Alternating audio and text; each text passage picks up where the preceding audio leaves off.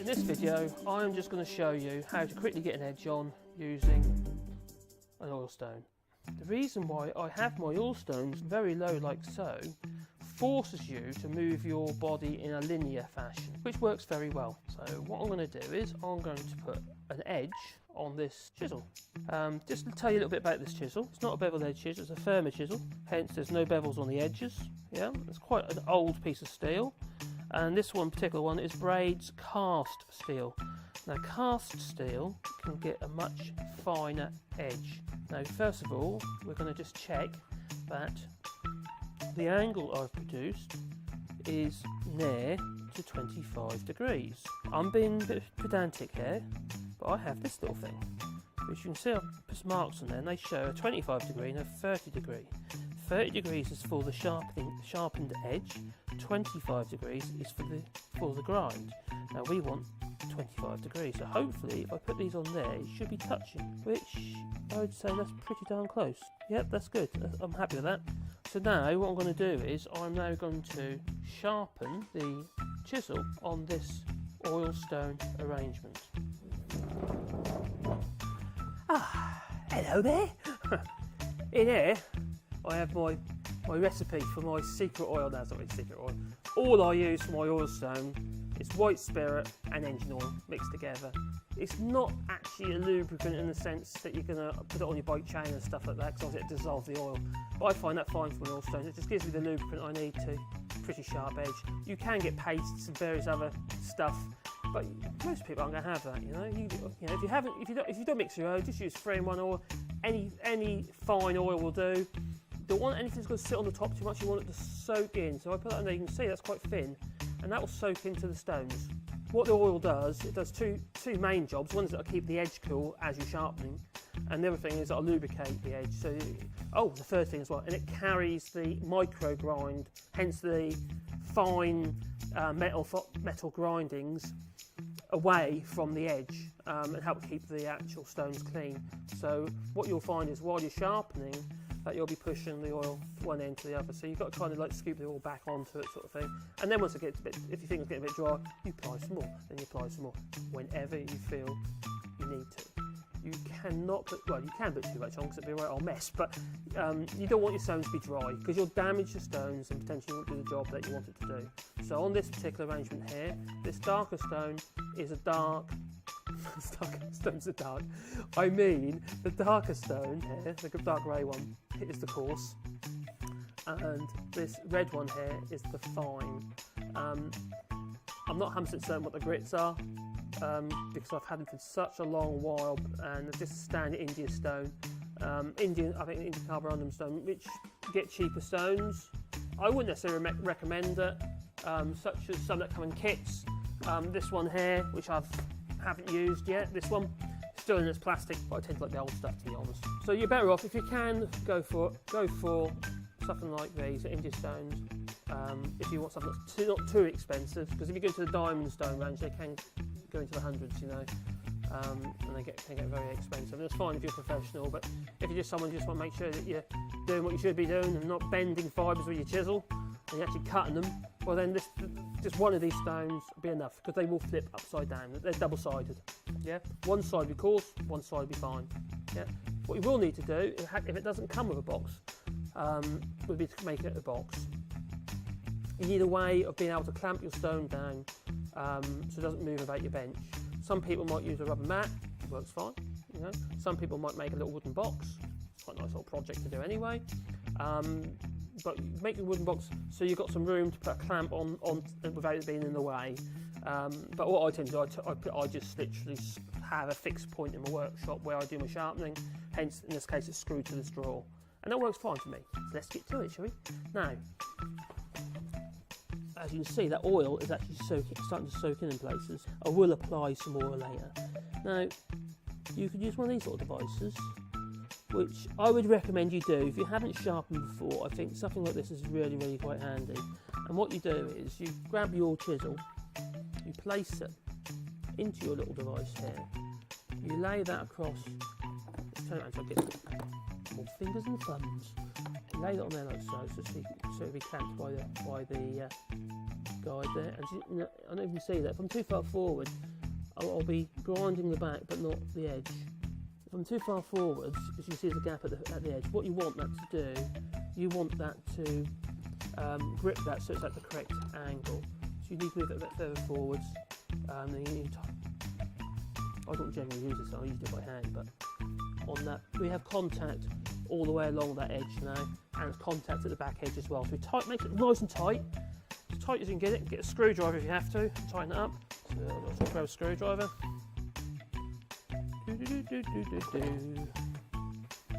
Just tighten up on the side there, make sure it's nice and tight so it can't move. So now that's going to go on there like so. Okay, so you've got contact right across that edge, and you're going to go backwards and forwards like so on your oil stone. Now what you'll find over a period of time, your oil stones could potentially end up with a curve in them, or areas which you use more than others. So I'm scooping that oil back, but I'll put more on that side actually. That's it. More nice little well of oil there. And it's just thin oil. Don't use cooking oil. So it's a move backwards and forwards, backwards and forwards. Don't try and go too fast with it, where it's making contact and where it's not. What is quite a good idea, if you haven't done this before, is to get a marker pen, literally just permanent marker on that edge, like so. Let that dry. You see I've put a bit of blue marker on there, and that'll be my indicator. It'll make sense in a minute, as you'll see. So I'll place it on here like so, move backwards and forwards.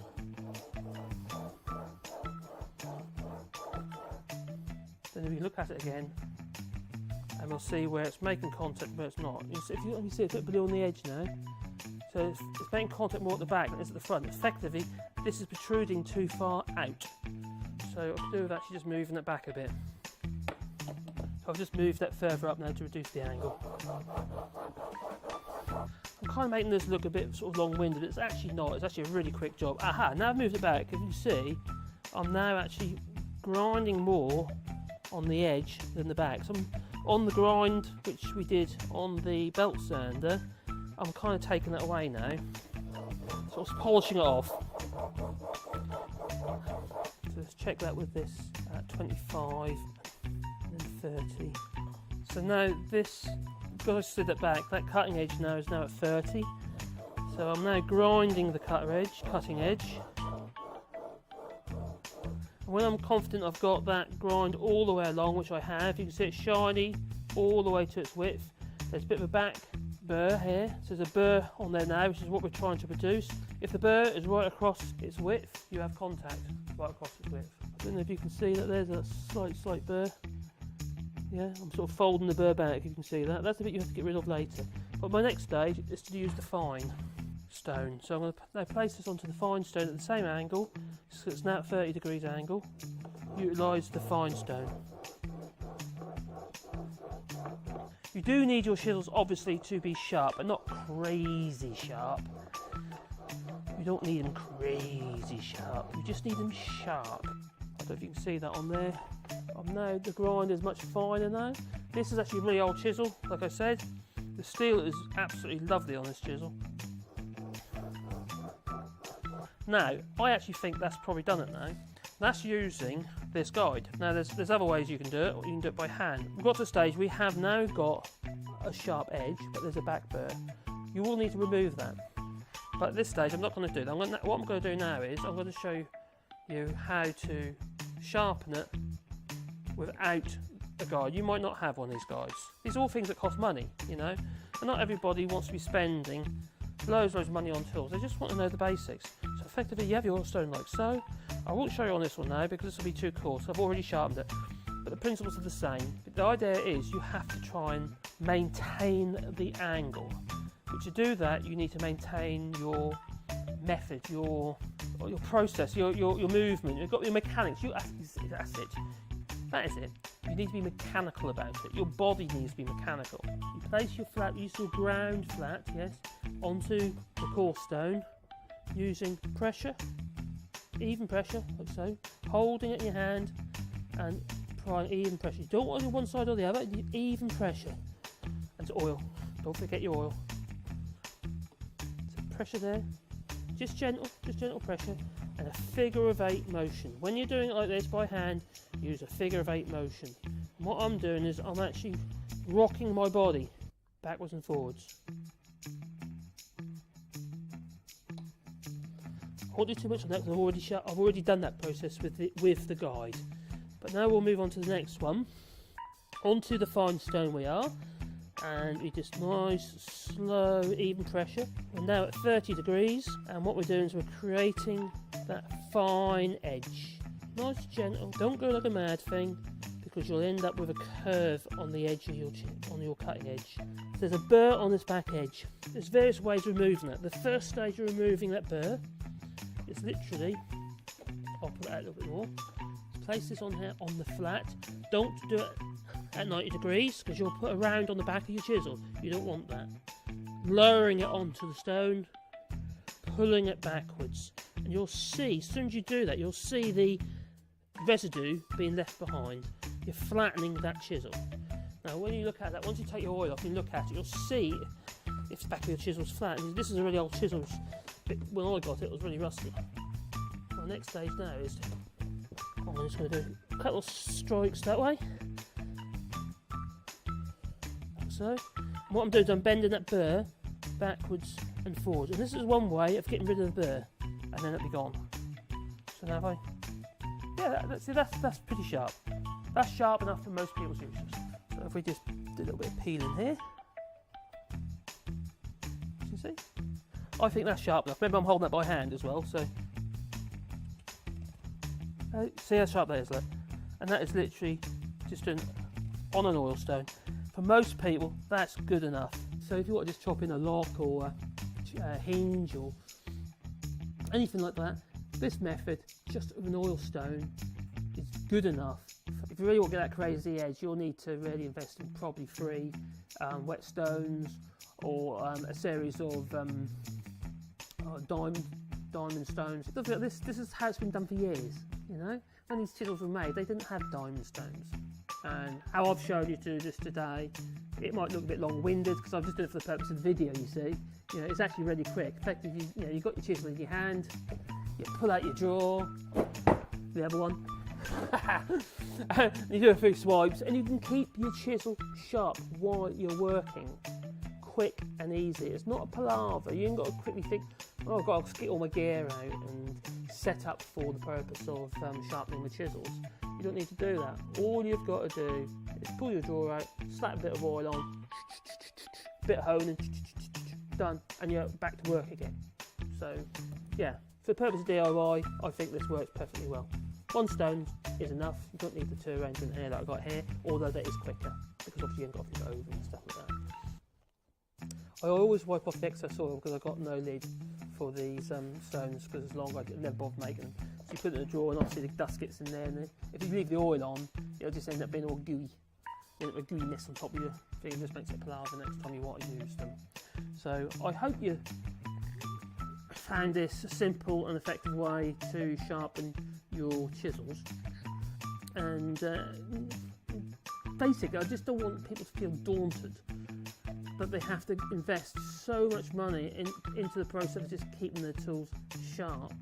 If you can do it, do it. You know, having the best gear available to you will make your life easier. But that doesn't necessarily make you do a good job. To be able to quickly and effectively sharpen your chisels on the go, you know, whether you're in your workshop or if you're on site even, where you can have your oil stone in a block and you can stick it in a vise or clamp it to your sawhorse, a rubber mat on the floor. So anyway, I hope you found that of help and that, and yeah, it was aimed at novices really. Professionals are going to laugh at me. But yeah, if you found that of use, what have you, it'd be really good if you could all, give us a old thumbs up and that, and subscribe, what have you. Generally what I try to do is, I know if I get the notification that someone has subscribed, I'll return the favour, so I'll do sub for sub, so just to be fair. So yeah, if you comment below, if you've got any questions now, I'll be very happy to help, or if you'd like me to do any particular videos, and give me some ideas, make some videos for you, and I'll do it, and I'll notify you then when I've done it. So yeah, so excellent. Thumbs up, subscribe, comment. Thank you for watching.